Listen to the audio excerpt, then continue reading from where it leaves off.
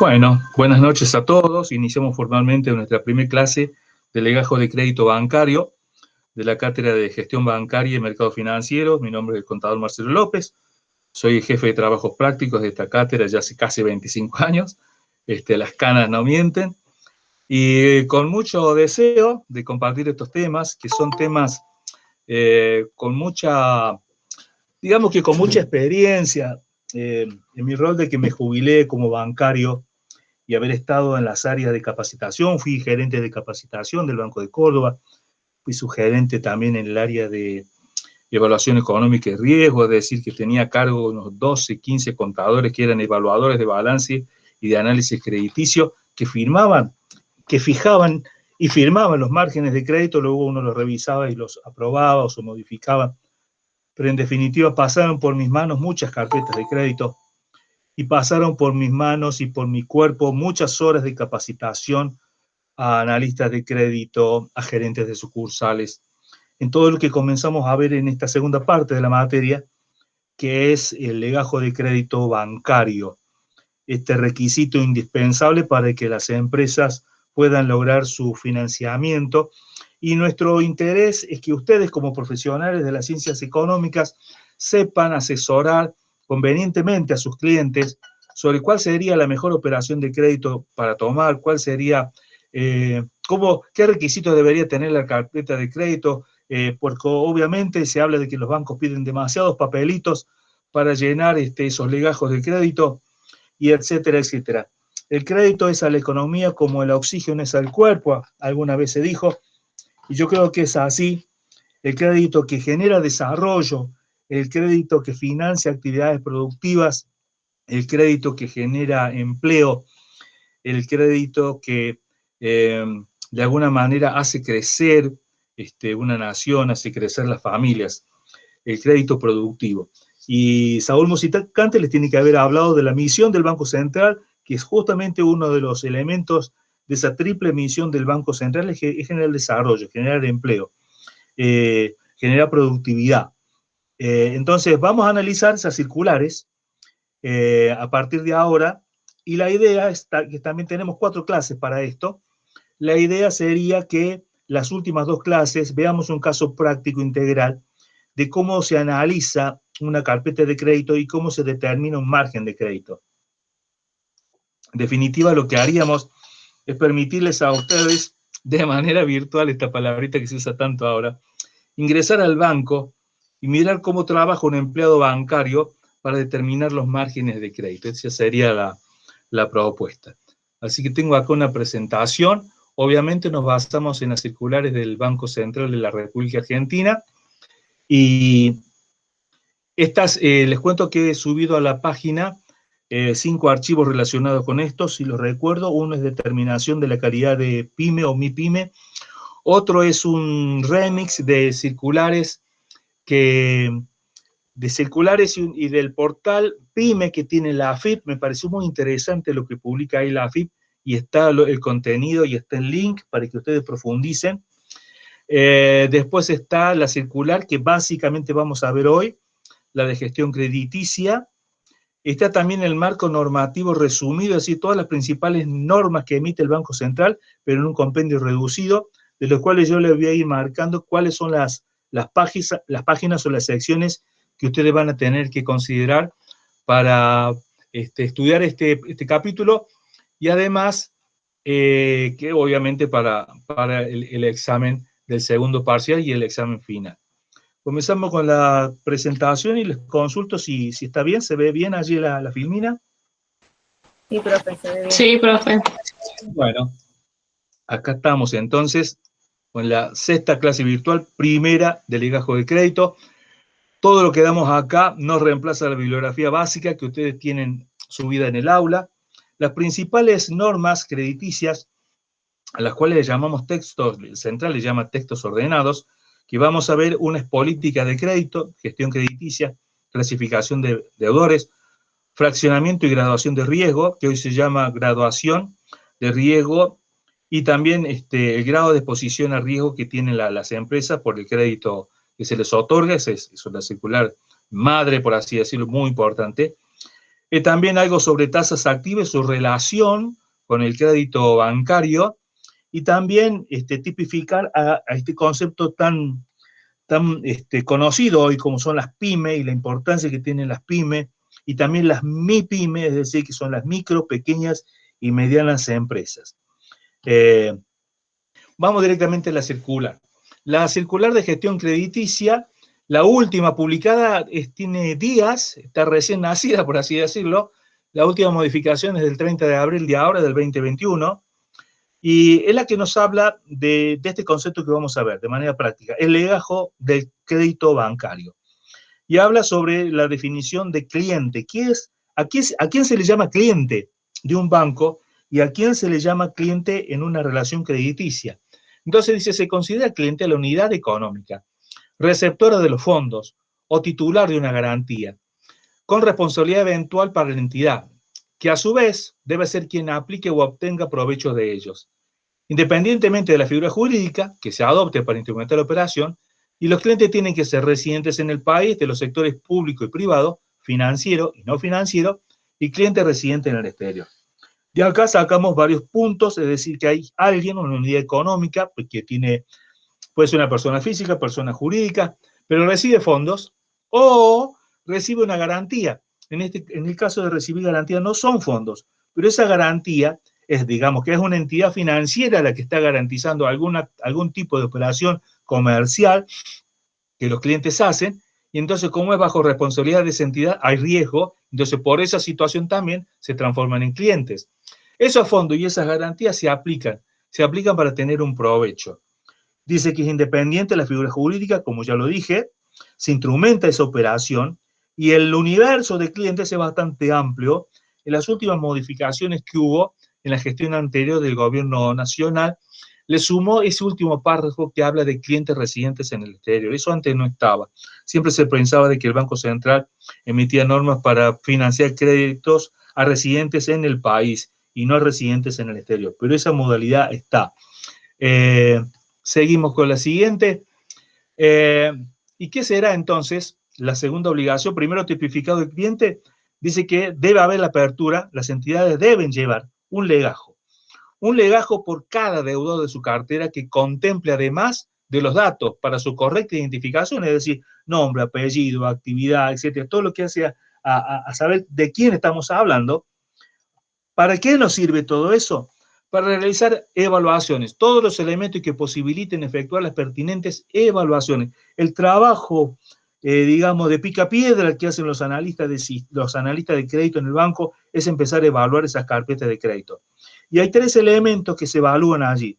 Se evalúa su patrimonio, es decir, aquellos elementos estáticos, los activos fijos, las deudas, la estructura de deuda, el patrimonio. Segundo, los flujos de ingresos y egresos, es decir, que eso ya es dinámico, lo que serían las ventas, lo que serían las cobranzas, cómo se va alcanzando o se van entrelazando sus flujos de ingresos y egresos.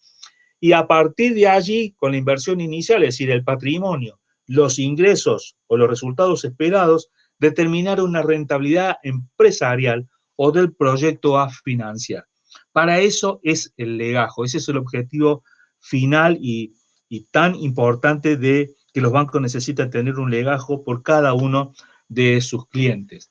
Ahora, no a todos los clientes se les pide todo. Repito, no a todos los clientes se les pide todo. Esta misma circular da excepciones de que solamente se le va a pedir datos o elementos que hagan la identificación solamente. ¿Y a quién, por ejemplo, no se le piden todos los demás elementos patrimoniales o flujo de fondos? Aquellas deudas que están cubiertas con garantía preferida A. Quiero que ustedes, digamos, incrementen el conocimiento, profundicen, quería decir, el tema de garantías preferidas A. Eso está en el marco normativo resumido que les pasé. Pero básicamente, para que se hagan una idea, las garantías preferidas A son autoliquidables, depósitos en efectivo, determinado tipo de operaciones que se pueden realizar, digamos, transformar rápidamente en dinero. Entonces, si por un lado hay una deuda y por otro lado hay una garantía autoliquidable, ¿para qué hacer tantos estudios económicos si acá tengo la garantía, liquido y cobro el crédito? ¿Me entienden?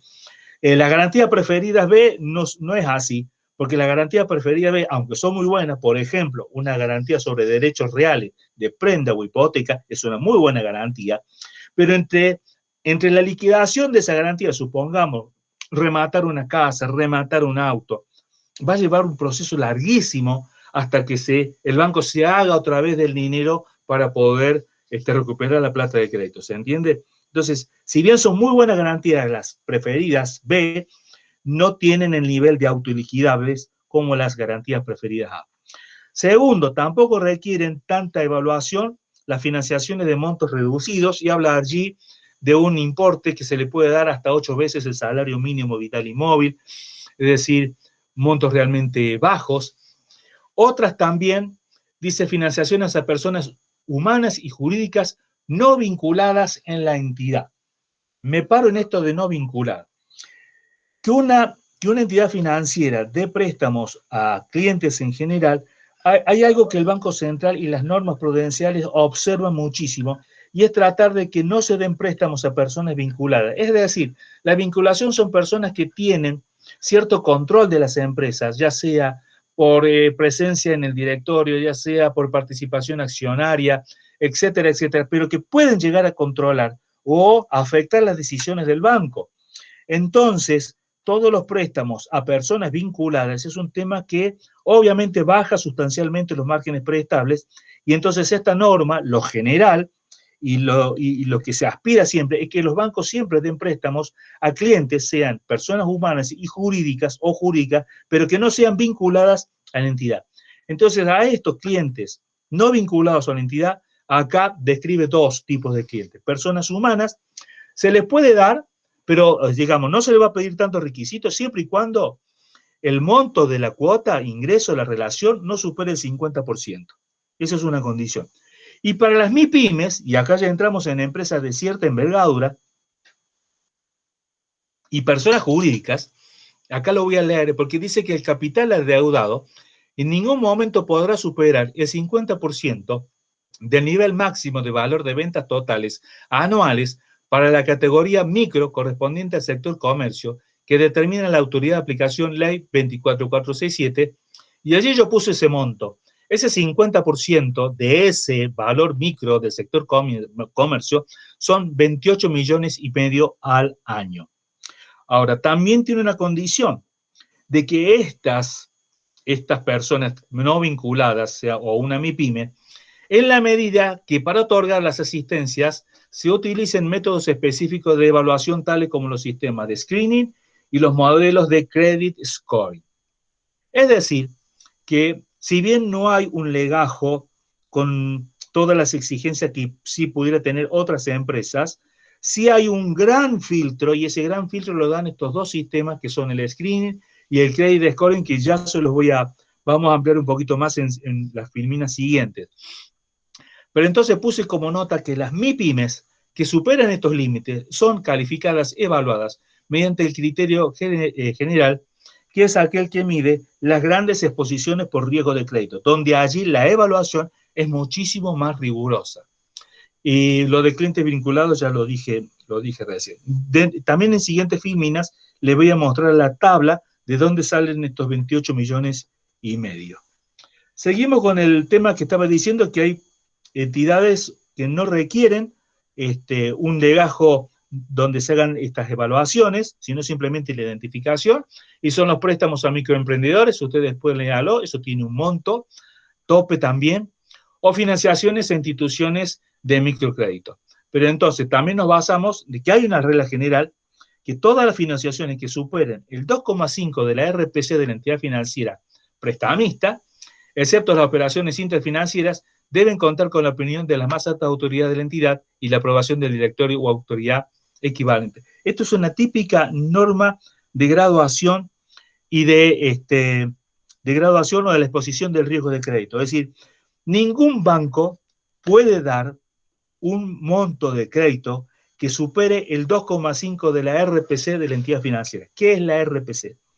La RPC de la entidad financiera es un número, es un valor contable pero financiero, en el cual se determina lo que sería en términos globales, que no es exactamente igual, pero en términos generales lo que sería el patrimonio neto de una empresa. Para que entendamos el concepto, nosotros cuando hacemos un balance, cuando entendemos un balance, está la ecuación patrimonial fundamental, donde tenemos que activo menos pasivo me da el patrimonio neto.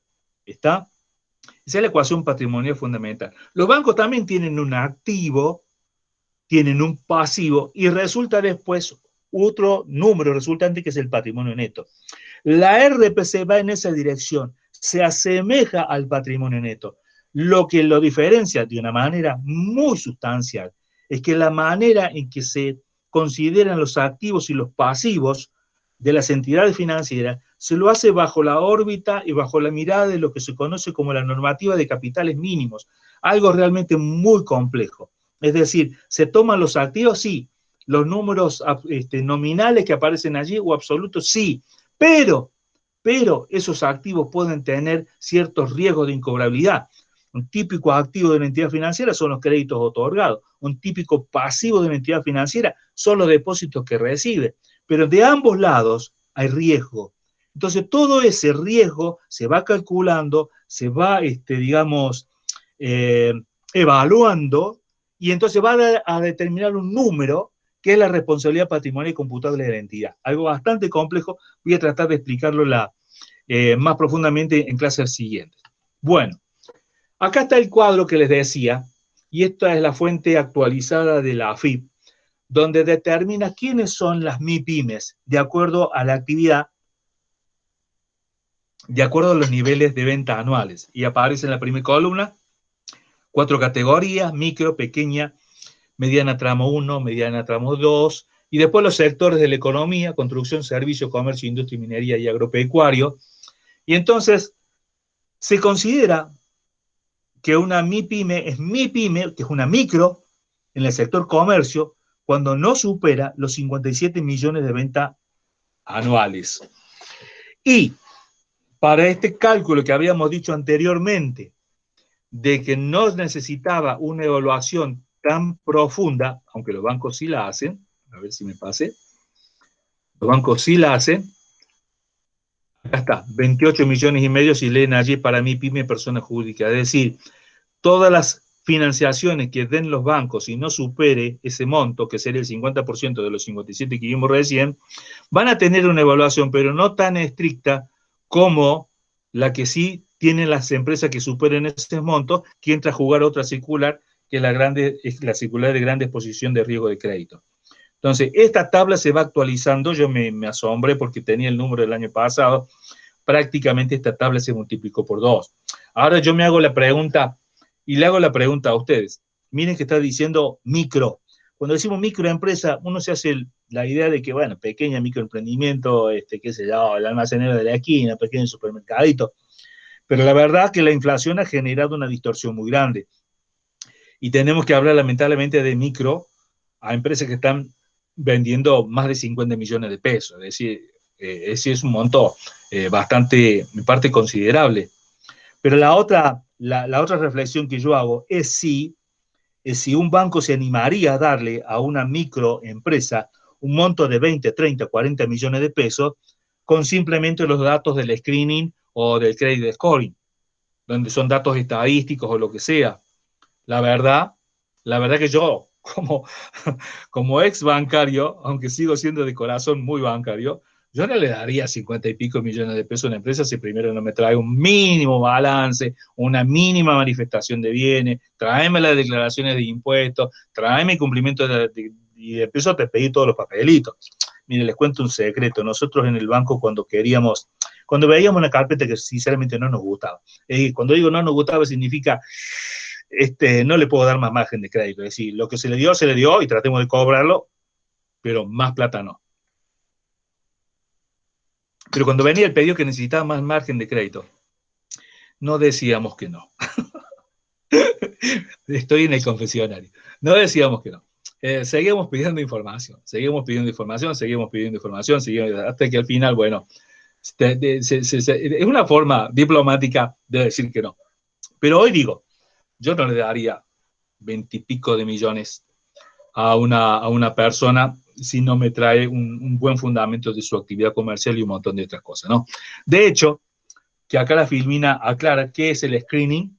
Dice que es el conjunto de pasos y reglas y decisiones que recogen la experiencia acumulada en el otorgamiento de créditos, el seguimiento de su comportamiento y posterior y la política de crédito de la entidad. Es decir, es toda información basada en experiencias y se determina que ciertas personas de cierto rango social, de cierta edad, con ciertas actividades, etcétera, etcétera, pueden llegar a tener en un determinado contexto una cierta capacidad de pago. El credit scoring es más o menos igual, pero ya son métodos matemáticos y estadísticos.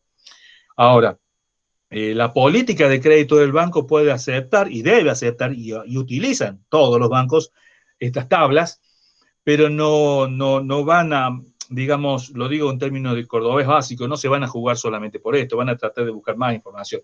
Por eso es lo que puse abajo en la nota. Estos sistemas tratan de medir la capacidad de repago, de evolución del cliente. La política de crédito del Banco Central elevó sustancialmente los montos para las financiaciones a empresas, agilizando su proceso crediticio, permitiendo estos sistemas de screening y credit scoring de evaluación dinámica. Es decir, es como que el Banco Central en la política de crédito quiere agilizar el crédito, quiere que el crédito se agilice, quiere de alguna manera financiar la oferta, porque es una forma de monetaria de tratar de pelearle un poco la inflación y generar desarrollo. Ahora, lo cual no impide, sino todo lo contrario, que los bancos realicen además sus propios criterios y procedimientos para medir la capacidad de pago y calificación de sus clientes y así administrar el riesgo de crédito. Es decir, una cosa no opta a la otra. Si bien el banco no tendría la obligación de pedir, llamémosle, papelitos para armar un legajo de crédito, porque la norma del central dice, no, en estos casos no te hace falta, en estos casos yo, Banco Central, no te obligo, pero el banco, no, a ver, lo digo otra vez, otro cordobesismo básico, es loco pero no come vidrio, es decir, va a pedir información. Entonces, ¿por qué lo digo? Para que ustedes estén atentos que cuando van a tratar de intermediar entre tu cliente o sus clientes para que el cliente me dice, necesito plata para tal cosa. Bueno, perfecto. Uno tiene que saber inteligentemente cómo armar bien un legajo de crédito y estar preparado para que el banco, para que cuando el banco me pida lo que quiere pedirme, yo esté preparado en la respuesta y darle toda la información segura, confiable y lo más rápido posible. ¿Estamos? Otros elementos que hacen al legajo de crédito de manera general. El legajo o en el legajo debe contener el margen global con el que fue calificado el cliente, el margen de crédito asignado y el saldo de la financiación. Es decir, viene allí un margen, se le puede dar hasta tanto, un margen global, un monto bruto global, pero después se determinan en márgenes de crédito específicos, sea, por ejemplo, una operación documentada, sea una operación de prendaria, sea una operación de factoring, sea una operación de leasing, sea una operación de renovación de vehículos, de rodado, de compra de maquinaria, de lo que sea, de compra-venta de cheques, descuento de pagarés, qué sé yo. Muchísimas operaciones. Adelanto de ventas con tarjeta de crédito, qué sé yo, muchas. Bueno, todos esos son los diferentes márgenes o sublíneas y todo eso debe estar allí plasmado en el legajo. El legajo de deudor debe llevar además, se debe radicar en donde está la cuenta, es decir, se lleva en el lugar donde está radicada la cuenta. Y puede existir una copia o debe existir una copia cuando esas financiaciones superen el 1% de la RPC de la entidad. Pueden llevarse también por medios electrónicos o magnéticos y hay una tendencia nacional a llegar a formar, esto viene del Ministerio de la Producción, a que todos los empresarios tengan como llamémosle su DNI o toda su legajo, se llama legajo único financiero y económico, que se tenga conocimiento pleno y se está formando una gran base con respecto a esto, ¿no? Es decir, que no sea un legajo propio de una sola entidad, que no sea el legajo propio, bueno, no, sino que esto va a ser una gran base, así como tenemos la central de cheques rechazados, y etcétera, etcétera, se va hacia esa dirección. En el legajo se deberá incluir las constancias demostrativas del grado de cumplimiento de las obligaciones provisionales del cliente. ¿Esto qué quiere decir? Que no se puede dar operaciones nuevas a clientes que tengan deudas en el sistema previsional. Ahora, esta normativa estuvo en suspenso en el año de la pandemia, llamado el año pasado, que este año ya no corre por el momento. La quinta, debe contener la declaración jurada sobre vinculación a la entidad financiera. Y en esa circular de gestión crediticia que yo subí, ustedes van a ver diferentes modelos de declaración jurada de vinculación o no financiera. Los préstamos que superan los 50.000 pesos se tienen que acreditar en cuentas de depósito, no se dan en efectivo. Habla también sobre los adelantos transitorios. Dice así, se consideran adelantos transitorios los créditos sin plazos ni límites determinados con anticipación o bien fijados en forma interna, que solo se utilizan ocasionalmente y cuya cancelación se efectúa en periodos breves, nunca superior a 30 días. El adelanto transitorio de cuenta corriente no debe pasar los 30 días. Si no se cancelan en ese plazo, deben documentar la obligación, eso en vez de EG, obligación, los acuerdos transitorios no devengan intereses punitorios. Interesante. Bueno, y acá está lo que decía hace un rato, que el punto este de las leyes previsionales estuvo suspendida hasta el 31 de diciembre del 2020. Y por último, también el legajo debe contener la calificación del deudor. Ya vamos a ver, si me da el tiempo, ver en esta noche también, clasificación de deudores. En lo último que escribí acá sobre gestión crediticia, se me ocurrió hacer este cuadrito que muestra dos polos de asistencia financiera, digamos que son dos parámetros, uno desde el punto de vista del cliente, tomador del préstamo, y el otro desde el punto de vista del prestador o prestamista de la entidad financiera. Entonces, en esta circular de gestión crediticia tomé dos ejemplos. Uno, por ejemplo, el tipo de cliente, ¿quién es? Personas humanas, se le da un monto reducido y son personas no vinculadas a la entidad financiera. Entonces tiene un límite individual. ¿Cuánto se le puede dar a esta persona? Sería la pregunta. Se le puede dar a esa persona hasta 8 veces el salario mínimo vital y móvil. Ahora, la entidad financiera puede dar hasta el 20% de la RPC. Entonces, en la sumatoria, llamémosle así, de todos estos pequeños montos reducidos, después esos pequeños montos reducidos pueden hacer un pequeño o gran problema, por todo eso le pone un límite. ¿Para qué? Para que se diversifique el riesgo, para que se atomice también la oferta crediticia de la entidad financiera. No puede superar el 20%. Ahora, en las MIPYME, dice que no puede superar el importe de referencia del punto 1.10, que es el que le dije recién, 28,5 millones. Ahí la entidad puede dar hasta el 40% de la RPC. ¿Estamos? Entonces, ¿qué estamos midiendo acá? Estamos midiendo, y miren la última columna. En la última columna que habla sobre clasificación de deudores, los criterios para evaluarlos, en estos dos casos, son criterios objetivos, es decir, que miden solamente el grado de cumplimiento de las obligaciones y si tuviera alguna situación en particular negativa desde el punto de vista judicial. Es decir, que no se hace una evaluación de la capacidad de pago o de repago de los clientes, tal cual se hace sí o sí en la cartera comercial, ya les voy a explicar un poquito más. Pero entonces, ¿qué está queriendo decir todo esto? Que la clasificación de deudores es bastante simple, es objetiva y mide solamente el grado de cumplimiento de sus obligaciones, que no entre en mora. Entonces, explicado esto, vamos a la siguiente filmina y pasamos a otra, digamos que hemos estado navegando en aguas tranquilas de un lago tranquilo, pero lo que empezamos a ver de acá para adelante, ya sea el préstamo a las grandes empresas, donde acá sí se requiere y están obligados los bancos a hacer un análisis de riesgo crediticio mucho más severo, mucho más profundo. Entonces, superado esto de todo lo que dice la circular de gestión crediticia, entramos en esta otra circular, que es la que mide la exposición al riesgo. Entonces digo acá, el resto de las financiaciones que no cumplan con los niveles de la circular de gestión crediticia tienen un tratamiento diferente basados en la graduación y la exposición al riesgo de crédito. Entonces aquí, el margen de crédito, es decir, el máximo monto prestable, va a surgir de una calificación, va a surgir de un análisis. Acá sí nos vamos a sentar en el escritorio, tráeme los papeles, tráeme los balances, vamos a analizar los últimos 3 balances, vamos a analizar las posiciones del IVA, vamos a analizar el nivel de ingreso, vamos a determinar rentabilidad, se van a sacar diferentes, si fueran balances, mucho más complejos todavía, se van a sacar y determinar ratios de liquidez, de solvencia, de liquidez seca y no sé qué otra cosa más, y entonces se empieza a desmenuzar toda la información y se analiza en profundidad los flujos de fondos futuros, porque cuando damos un préstamo hoy, miramos lo que viene. No miramos la historia, bueno, si la historia sí, claro que sirve, pero no damos préstamos para el pasado. Damos préstamos hoy, asegurándonos de que este cliente, esta empresa, en los próximos 3, 4, 5 años que dure el plazo del préstamo, me va a pagar, me va a devolver la plata. Allí es donde nosotros nos focalizamos. Entonces, como dice ahí, porque tengo tilde verde, flujo de fondo. Flujo de fondo es donde nos focalizamos. Aunque yo tenía un compañero que analizamos los dos, éramos los dos jefes allí. Yo estaba en manifestaciones de bienes y el otro estaba en balance.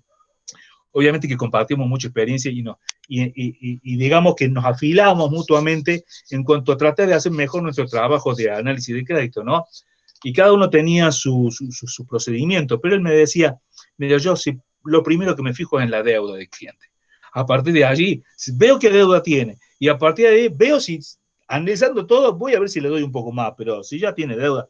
Entonces, flujo de fondos futuros que considera la deuda que tiene y las que puede llegar a lograr, y no miramos tanto el pasado, y tampoco miramos tanto las garantías. ¿Las garantías son importantes? Sí, pero los bancos no viven de las garantías. E incluso las garantías pueden llegar a ser un problema, porque genera inmovilización en el balance de la entidad financiera y les implica mayor requerimiento de capitales mínimos. Esos musicantes se los tienen que haber explicado muy bien. Bueno, entonces los límites máximos también se basan en la normativa del central y surgen de esas dos circulares, graduación y grado de exposición de riesgo crediticio. ¿Estamos? Y obviamente que siempre aparecen las garantías preferidas de algunas operaciones de crédito. Entonces, la graduación, ¿qué mide? Parecen similares, pero son diferentes. La graduación mide cuánto le puedo dar a cada cliente. Entonces, el límite máximo sobre la RPC del cliente. Esas son las circulares de graduación. Pero la de gran exposición de riesgo crediticio es el monto máximo que el banco puede darle al cliente. ¿Se da cuenta? Una cosa es lo que el cliente pudiera recibir conforme a su balance, que pudiera receptar conforme a su balance de una entidad financiera.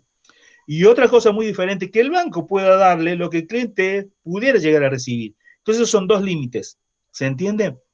Y juega en ambos casos la responsabilidad patrimonial.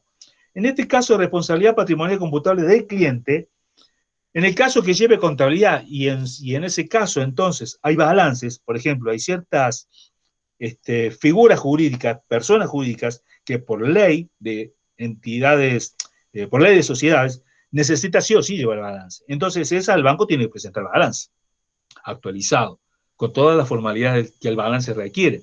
Entonces se va a mirar allí el patrimonio neto afectado en la actividad, no cualquier patrimonio neto, sino que realmente está afectado la actividad por la cual se requiere el préstamo, el pasivo afectado, y eso nos va a dar unas reservas, y a partir de allí las deducciones. Es decir, se hace todo el análisis de balance y se empieza a depurar, se empieza a hacer, porque una cosa es precio de balance y ya está, no, para. Este balance el banco lo va a estudiar y conforme no, porque mira el patrimonio que tengo, entonces me tiene que estar, este patrimonio sí, es el balance, está aprobado todo, pero nosotros le hacemos otra mirada al balance. Y ahí entran a jugar la evaluación de los empleados bancarios. Si no lleva contabilidad, es un poco más simple, se hace una simple manifestación de bienes, que en algunos casos no es tan simple, pero que a esa también se le realizan deducciones. Entonces, ¿hasta cuánto, según la norma del central, se le puede dar a un cliente? A un cliente se le puede dar, habla de un límite básico, hasta el 100% de la RPC del cliente. No puede ser mayor a ese. Pero hay un límite complementario que puede subir hasta el 200% de la RPC del cliente, pero necesita la autorización del directorio de la entidad financiera y no debe superar el 2,5 de la RPC de la entidad financiera. ¿Estamos?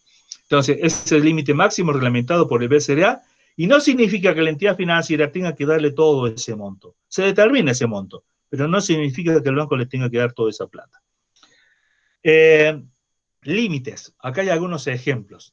Por ejemplo, del otro lado, ¿no? De lo que es grado de exposición de riesgo crédito. Clientes vinculados, se les puede dar otorgamiento, pero según la calificación CAMEL-BIC que tenga la entidad financiera. La calificación Camelback la hace la Superintendencia de Actividades Financieras, que le pone una nota a cada banco. A mejor nota, los bancos tienen mayor capacidad prestable. A menor nota, es decir, deteriorada un poquito la nota, no pueden tener toda la capacidad prestable que ellos quisieran. Entonces, para clientes vinculados, va a jugar muchísimo la calidad de la evaluación que se le hace a la entidad financiera por parte de la Superintendencia de Actividad Financiera, que se llaman esa sigla, que es un acróstico de palabras que hablan sobre capital, management, ingresos, etcétera, etcétera, y se le da una nota. Para los clientes no vinculados, sector privado no financiero sin garantía, se le puede dar hasta el 15% del capital admisible, es decir, de la responsabilidad patrimonial computable de la entidad financiera. Al mismo sector privado no financiero, es decir, una empresa como cualquier otra, pero con garantía, sube el 25%. No tengan ayuda ustedes de que cuando una empresa va a pedirle plata al banco y es del sector privado, una cosa es que le pida con garantía o sin garantía. Acá las garantías sí interesan porque sí incrementa el margen prestado del banco. De todos modos, ya dije hace un rato que el banco no vive de la garantía, pero evidentemente, si hay garantías, el riesgo da cierta más certeza de que vamos a cobrar el préstamo. Sigo adelante y trato de acá de resumir un poquito. ¿Qué relación hay entre la responsabilidad patrimonial computable de un cliente y su margen de crédito?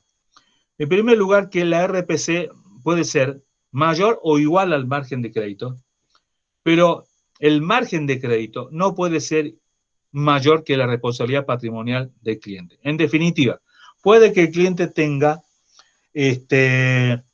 un patrimonio o una RPC determinada de 1 millón de pesos, entonces su margen de crédito va a ser hasta ese monto, hasta 1 millón de pesos.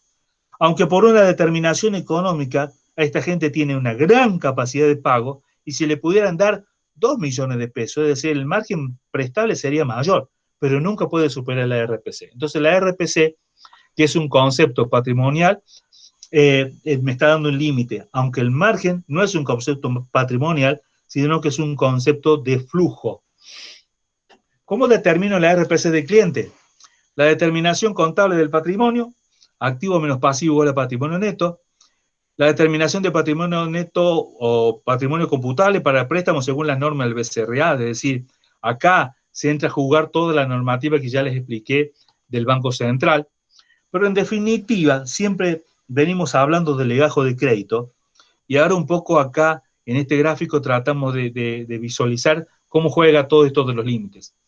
El legajo del crédito debe contener información para identificarlo, o sea, conocer al cliente, conocer la persona, la actividad, la región donde está, el sector económico, la situación patrimonial, económica, financiera. Patrimonial es todo lo que hace los bienes, la económica es la generación de recursos, la financiera es la estructura de deudas, los antecedentes que tenga esa empresa, la formalidad legal impositiva, es decir, qué forma jurídica tiene, qué situación impositiva tiene, la clasificación como deudor. Toda esa información se empieza a hacer como, digamos, los elementos que integran la receta para hacer una torta, por decir. Todo eso se procesa. Eso lo hace el área de crédito del banco. También se da parte a las sucursales, obviamente a la sucursal que toma toda esta información, donde está radicado ese cliente y esa cuenta. Participan los gerentes zonales, participan oficiales de crédito, y todos ellos determinan una RPC de cliente, que está basada o en balances o en manifestación de bienes. Esa RPC tiene límites que ya les expliqué recién. Por otro lado, el Banco Central, a través de la Superintendencia de Entidades Financieras y Cambiarias, califica a las entidades financieras, determinándole ese valor base del capital admisible, que es la RPC de la entidad financiera, que también es otro límite para el otorgamiento de crédito, y que surge de esta circular de grandes posiciones al riesgo de crédito relacionado con capitales mínimos. Creo que su musicante le tiene que haber dicho que el negocio bancario, la actividad financiera bancaria, es altamente regulada. Altamente regulada. Entonces, miren ustedes cómo entran a jugar, a interrelacionarse todas estas normativas que en definitiva apuntan a administrar el riesgo de crédito que se va a plasmar en un monto o una operación de crédito específico, en un margen de crédito. De todo eso depende el margen de crédito que se determina para un cliente. Vamos a una situación, ejemplo rápido, simple.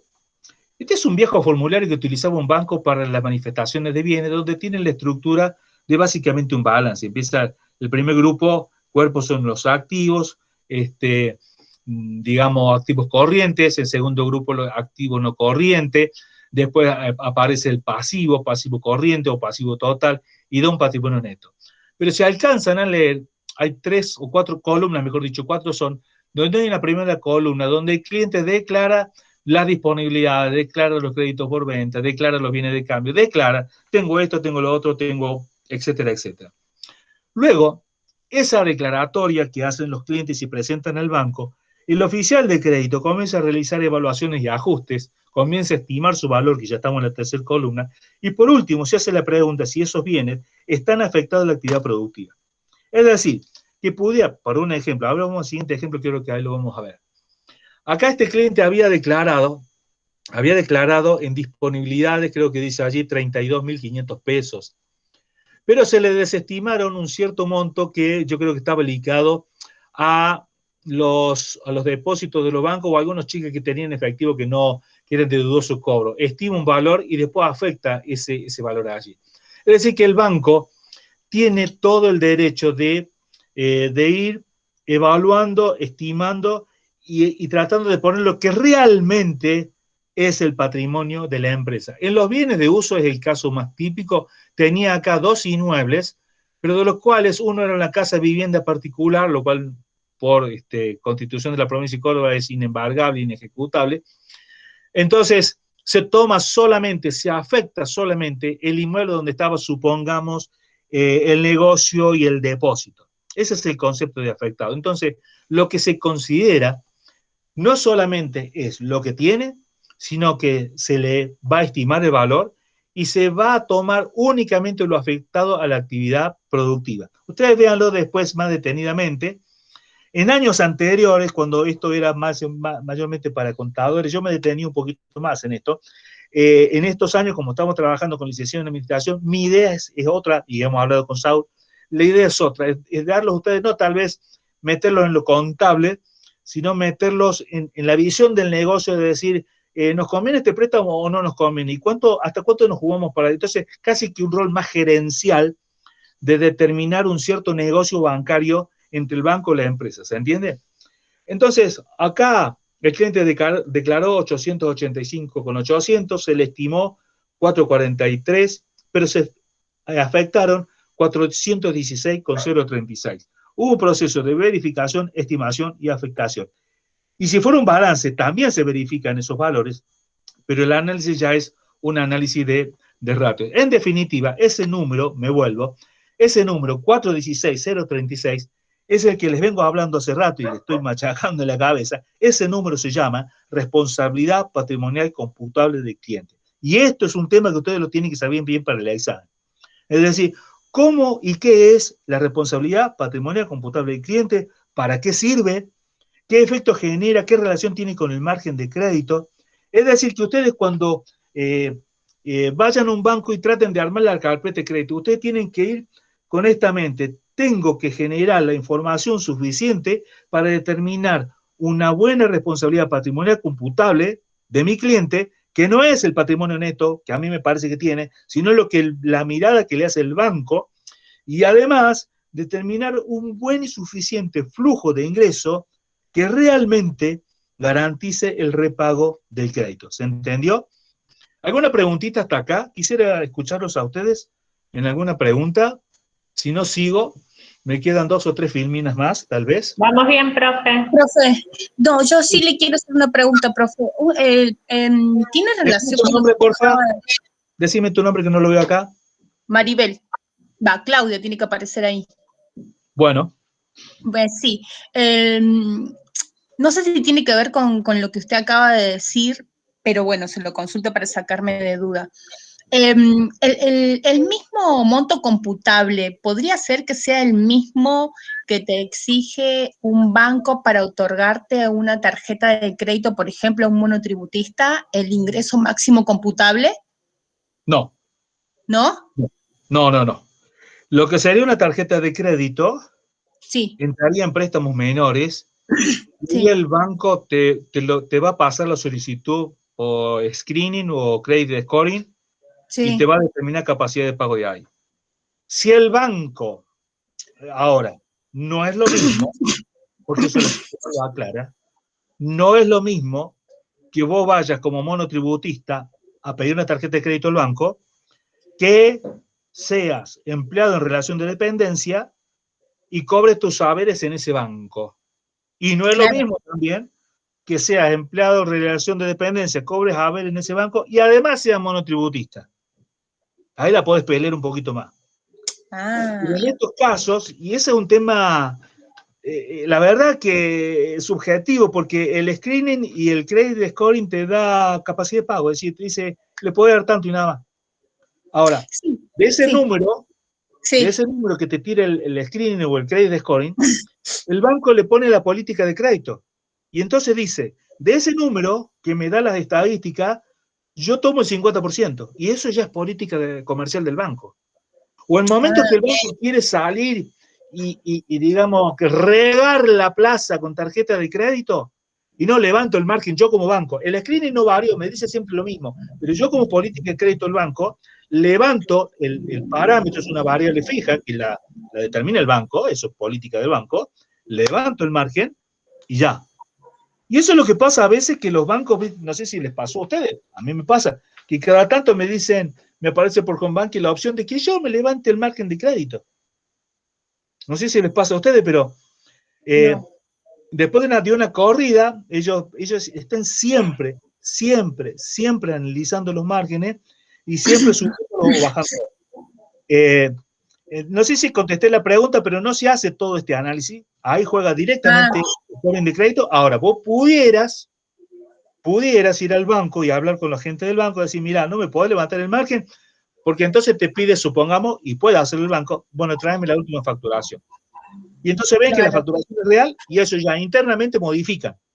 ¿Me entendés? Claro, sí, la parte que no entiendo es que el banco me dice que eso lo saca de AFIP, de la categoría de AFIP, pero si tiene una categoría C o D, no me da, por ejemplo, un ingreso máximo computable de 17,000 pesos por mes. ¿Me entiende? No sé ¿A vos cómo te da, se lo lo de la calcula. FIP te da más o menos? No, porque una categoría C o D está arriba de 400,000 y me da un ingreso mensual aproximadamente facturación de 33, 35,000. No entiendo el ingreso computable de 17,000 que saca el banco y dice que lo saca de la FIP. Esa parte no entiendo, profe. El ingreso máximo computable, esa parte no entiendo. Claro, lo que yo vengo hablando acá es de responsabilidad patrimonial computable, que es un concepto contable. Lo que vos me estás hablando de computable son de flujos de ingresos mensuales computables. Es otra cosa. Lo que yo, a ver si entendí bien, sí. Vos si mirás la tabla de monotributo te da un monto mucho más elevado que el margen que te da el banco. Claro, el ingreso máximo computable que Y me da ellos el dicen banco. que lo toman de la AFIP. Sí, exacto. No. Ellos lo toman del scoring de crédito. Del Y ya scoring te de crédito. digo, en el scoring de crédito le va a dar de esos, supongate, si a 400.000, tomará la mitad, hasta 200.000. Pero el banco dice, no, hasta 200.000 no. Yo le doy hasta 50 o 100. Y ya, es política de crédito del banco. ¿Me entendés? Listo, Sí, listo. sí. No, el empleado se está sacando el lazo. No, la AFIP. Mire. Bueno, profe, gracias. O sea, ahora cualquier cosa, no, la pandemia. Y pobre la AFIP. A la AFIP la hemos demonizado. Tal cual. Muchas veces con razón, ¿no? Muchas veces con razón. Pero por ahí que, bueno, me saco el lazo de encima, no, la AFIP. Y no es así. Claro. Bueno, profe, era preguntarle esa Pero duda nada más. muy buena tu pregunta, porque lo mismo me puede llegar a pasar cuando hago una carpeta de crédito, donde yo tengo que establecer el flujo de fondos allá a una empresa grande, que no es monotributista, que es responsable de IGRIP, etcétera. Y es cierto que yo me baso, obviamente que me voy a basar en las declaraciones juradas impositivas. Y la verdad que las declaraciones juradas impositivas y las presentaciones y los pagos es una prueba irrefutable de la capacidad de pago. Eso es cierto. Y eso a veces juega en contra del cliente. ¿Sabes por qué? Porque a veces existe el negreo. Y entonces entra por el IVA, qué sé yo, un 50%. ¿Estamos? Pero lo real es el doble. Ahora, ¿qué pasa? Por un lado, lo que te decís te beneficia por un lado porque estoy pagando menos impuestos. Está bien, qué sé yo, no me cierra mucho, menos ahora. Ahora, cuando vayas al banco, va a ser muy difícil que lo convenzas al empleo bancario. No, yo gano el doble, loco, porque mirá, no, perdóname, sí, te creo que gana el doble. No tengo ninguna duda de eso, es un muy buen tipo. Pero, a mí, ahí sí te digo, ahí se me fue todo, ahí sí te digo, que la AFI me dice de que te puedo dar hasta nada más. ¿Me entiendes? Ahí sí, yo le doy la razón al empleo bancario. ¿Entendés? Claro. Muy buena tu pregunta. Listo. Muy buena. Gracias. Gracias. No. Bueno, vamos terminando con esto, ya entramos a la parte de clasificación de deudores. ¿Qué es clasificar a los deudores? Ponerle una nota. Y esa nota va de bueno a malísimo. De 1 a 6. 1 es bueno, 6 es de lo peor. Esta normativa surge en la gran transformación que tuvo el sistema financiero en los años 90, donde estaba Felipe Domingo Cavallo y Carlos Menem. Y entonces la idea fue de bajar el riesgo y empiezan también a aplicarse en el Banco Central toda la normativa del Comité de Basilea, que entre ellas era darle una calificación a los clientes por su grado de cumplimiento o no en todo el sector, en todo el sistema financiero. Se empezó por las grandes empresas y hoy está hasta el último saldito de tarjeta de crédito. Entonces, ¿para qué sirve esta nota? Para que todo el sistema financiero sepa si las personas de las cuales yo me pongo en primer lugar cumplimos o no cumplimos con nuestras deudas. Y es una base de información gratuita, abierta para todo público, que la brinda el Banco Central. ¿Qué hizo el Central? Hizo una cartera de clientes y la dividió en dos. Por un lado, sector comercial, es decir, todas las operaciones de naturaleza comercial, y por otro lado, el sector de consumo y vivienda, es decir, que allí lo asimilamos a las familias, pero también que tienen criterios diferentes, ¿no? Ahora, la cartera comercial, que no supere el valor de referencia PYME, pueden clasificarse como cartera de consumo a opción de la entidad. Y ahí juegan los 57 millones que hablamos hace un rato. Ese valor de referencia, yo quiero que no se confundan en una cosa. Son 57 millones completos para considerarlos, ya sea para graduación de posición de riesgo de crédito, si supera ese monto, que sería la mitad, mejor dicho, los 28 millones y medio, o en este caso, que divide las aguas, si el banco lo considera cartera de consumo o lo considera cartera comercial. Entonces, dice acá, la cartera comercial, que no supere el valor de referencia PYME, puede clasificarse como cartera de consumo a opción de la entidad. Se clasifican a todos los clientes y a cada uno de sus clientes. Paso con la siguiente filmina. Acá están los 57 millones, pero en este caso juegan para si lo considero cartera de consumo o cartera comercial. ¿Qué es la cartera de consumo? Cartera de consumo, y ¿con qué criterio se califica? Se clasifica por un criterio objetivo basado en el grado de cumplimiento de las obligaciones que se expresa en días de atraso y su situación jurídica. Es decir, que dijimos que el mejor grado de calificación le ponen un número 1 y el peor grado le ponen el 6. Es decir, que los que son 1 tienen un cumplimiento que sus atrasos no superan los 30 días y no tienen ningún problema económico.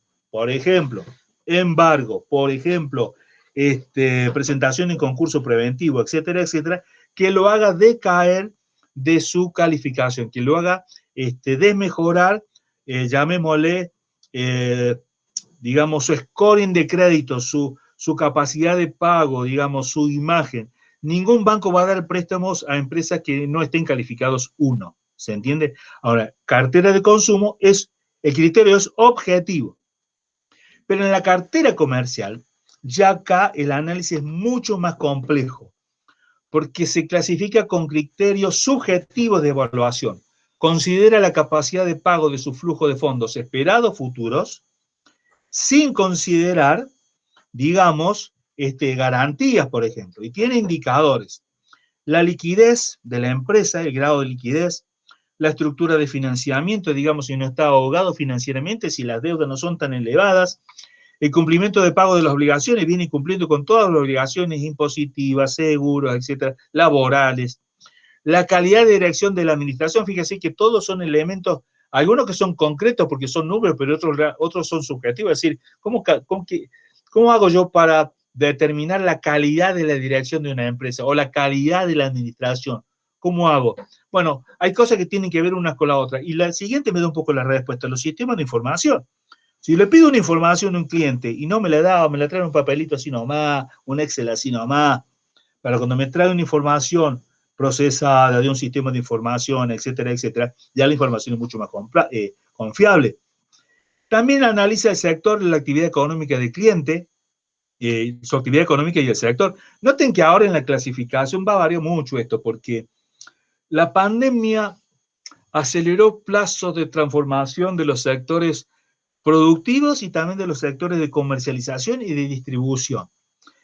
Ustedes notan, lo están viendo, estimo que en todas las localidades pasa, de que al menos en Córdoba se nota mucho el microcentro. Uno va por la ciudad de Córdoba, el microcentro, y algunas zonas que eran tradicionalmente muy vendedoras, hoy los locales cerrados. Es decir, obviamente que la poca circulación hizo que no vendieran más, pero también esa manera de vender con un local específico, en un lugar específico, eso desapareció en muchos negocios. Es decir, mire, yo lo tengo en un caso personal y puedo contar varios ejemplos, porque yo hablaba con un empresario que me ha hablado de lo mismo. Es decir, tengo un ejemplo personal en la familia que mi hija con su yerno empezaron, entre otras cosas, ellos trabajan, pero tienen un microemprendimiento de venta de hierba orgánica, una serie de propiedades que son hierbas para tomar mate, llamémosle premium, y ellos siempre decidieron vender por internet.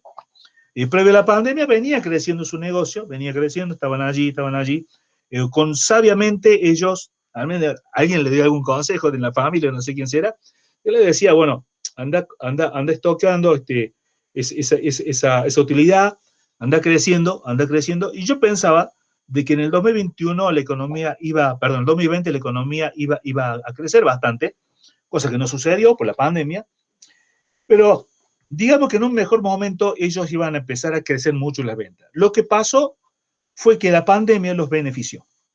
Entonces empezaron a vender, si vendían 10 pesos, empezaron a vender 1.500, es decir, se les incrementó muchísimo la comercialización, cuestión que la han sostenido con mucha maniobra empresarial y han logrado mejor compra de los productos ya directamente desde productores, han eliminado intermediarios, etcétera, etcétera, pero ellos venden el 100% de su mercadería por internet y han crecido muchísimo. Es más, están en niveles altísimos ya del monotributo. Entonces, hay sectores de la economía a los cuales la pandemia los afectó y se van a levantar, pero hay otros que no.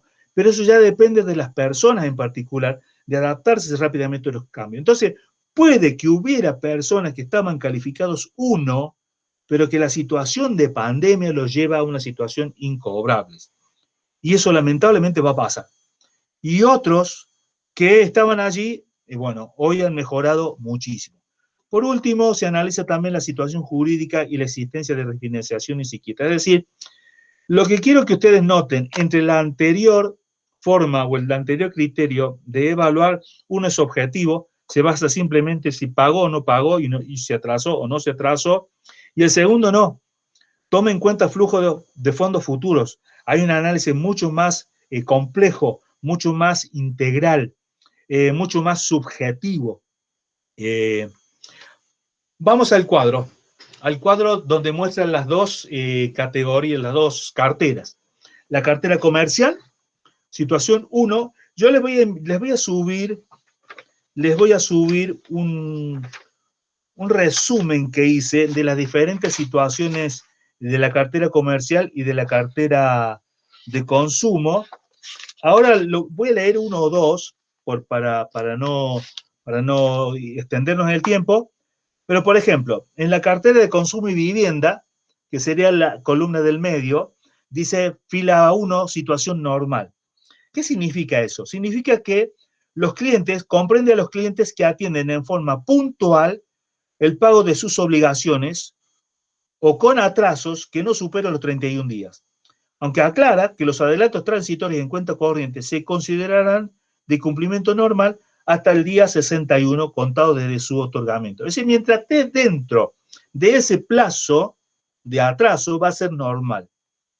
Superado ese plazo, cuando dice abajo con seguimiento, cuando dice con riesgo bajo, allí dice de que comprende los clientes que registran incumplimientos ocasionales en la atención de sus obligaciones con atrasos de más de 31 días a 90 días. De más de 31 a 90 días. Entonces, toda esa explicación yo se las voy a subir en la página. Me detengo un poquito. ¿Ven ustedes que la situación empieza una situación normal? Pará, acá ya viene un seguimiento especial. ¿Qué está pasando acá? En el caso de la cartera comercial, seguimiento especial es cuando la persona ya empieza, tiene dos divisiones allí, en observación y en negociación. En observación ya empezó con algo de atraso. Y en negociación ya estamos teniendo problemas y es necesario, para que no se siga deteriorando la situación, rápidamente hacer una refinanciación o rápidamente hacer una consolidación de deuda. Entonces se va deteriorando la situación, se va deteriorando. Es decir, hablando en términos de coronavirus, no tenía nada, era solamente que había perdido el tacto y empezamos a tener problemas, y ya no puedo respirar bien y después lo indeseable. Empieza con problemas, en la parte media ya hay situaciones de concurso, de quiebra. La última, irrecuperable por decisión técnica, tiene que ver básicamente, puede que los deudores estén cumpliendo con todos los bancos, pero si le están debiendo a algún banco o a alguna entidad financiera en liquidación, el banco automáticamente lo considera en irrecuperable por decisión técnica. Incluso hay una sanción para cuando la entidad financiera omite la información de clientes vinculados. Es un cliente vinculado y lo tiene como cliente no vinculados y se descubre esa falsedad en la información, hace que esa deuda se previsione en un 100% y además sea considerada acá como irrecuperable por decisión técnica. Es como que se le pone una sanción. Ahora, ¿cómo impacta esto? Impacta desde dos puntos de vista. Impacta desde el punto de vista de los clientes. Un cliente mal calificado, los bancos no le van a dar plata. Un cliente calificado 2, los bancos no le van a dar plata. Y si está calificado 1, hay bancos que se les llama de primera línea que son mucho más exquisitos en dar financiaciones que otros. ¿Está? ¿Y qué impacta en la entidad financiera? Que le genera mayores previsiones. Generar mayores previsiones dispara un asiento contable que carga a pérdida el importe previsionado y carga incrementando el pasivo de la entidad financiera, bajando la responsabilidad patrimonial computable de la entidad y generando una mayor exigencia de capitales mínimos. En la siguiente tablita, un poco explica lo que yo les digo. Cuando los clientes del banco, la situación del deudor, están en situación normal, con garantía preferida, el banco previsiona el 1%. Sin garantía preferida, igual, el 1%. Pero cuando ya ese cliente del banco está en observación de riesgo, miren cómo va subiendo el porcentaje de previsión. Con garantía 3, pero sin garantía 5. Y en negociación se empeora un poco más. Vamos ya a irrecuperables. Irrecuperables se previsiona el 50% aún teniendo garantías. Pero sin garantía se previsiona el 100%. ¿Qué significa eso? Que toda la plata que se le dio en préstamo va a pérdida. Aunque después el banco le recupera no sé cuándo, pero para el Banco Central no le interesa, eso es pérdida. Por eso los bancos son tan celosos en la calificación de sus deudores. Al final explico acá que una mala calificación, efectos en la empresa, es decir, en el deudor, en tu cliente o en mi cliente, escasa o nula posibilidad de crédito en el sistema financiero, mayores costos por endeudamiento, le van a cobrar mayor tasa, escasa o nula posibilidad de crédito de proveedores del contado. Claro, porque los proveedores de la mercadería van a la central de deudores y dicen, che, para si te está 3, 4, 5 le está debiendo a este banco, no le prestes. No le des el fiado, cortarle el fiado. Menor liquidez, mala reputación. Y la mala calificación, en los efectos de la entidad financiera, significa mayores previsiones, lo cual genera mayores pérdidas, mayor exigencia de capitales mínimos, mayor costo, es decir, la tasa activa tiene que ser más elevada para recuperar ese préstamo incobrable, menor liquidez para la entidad financiera y menor calificaciones por la Superintendencia de Entidades Financieras, que son las famosas Camel B. Bueno, los que les prometo para la siguiente clase, háganme alguna pregunta ahora, los que les prometo para la siguiente clase es que esto de calificación de deudores, yo les voy a dar un ejemplo concreto de cómo se busca, aunque algunos de ustedes ya deben saber, cómo se busca esa información en el Banco Central y cómo nosotros podemos analizar esa información. Que no solamente da información en cuanto a préstamos, sino que también da información impositiva. Por ejemplo, hay convenio entre la provincia de Córdoba y el Banco Central, y ahí aparecen también las deudas de estas personas, ya sea de ingresos brutos o lo que sea, que también pueden generar inhabilitaciones de las que veíamos en cuenta corriente bancaria. ¿Alguna preguntita quedó por allí? ¿Qué les costó entender? Vieron que es un tema, de alguna manera, un poquito más complejo de lo que veníamos viendo nosotros. Quiero escuchar alguna pregunta. El tema de cartera comercial, profe, un poco, por el tema del seguimiento y es como mucho más requisitos que la de consumo. Sí. Allí cuando ya se supera ese monto del 50% de la calidad micro sector comercial, allí ya el banco necesariamente tiene que hacer un legajo muchísimo más complejo. Y te digo más, en el caso de las personas jurídicas, se arma el legajo de la persona jurídica y además se arma el legajo en cuanto a manifestaciones de bienes o balance de todas las personas vinculadas a esa persona jurídica. O se hace también una carpeta de crédito con las empresas que están vinculadas o forman parte del grupo. Y entonces ya toda la información empieza a ser mucho más estricta. Es un tema apasionante, es un tema que me gusta muchísimo, pero la idea que tenemos en la cátedra es al menos que ustedes visualicen, llamémosle backstage, del banco, que uno va, lleva o presenta las cosas por sistema, toma, pero tienen que saber que hay una persona dentro del banco que va a empezar a mirar esas carpetas, va a empezar a mirar esos legajos, va a empezar a mirar esos balances, etcétera, etcétera.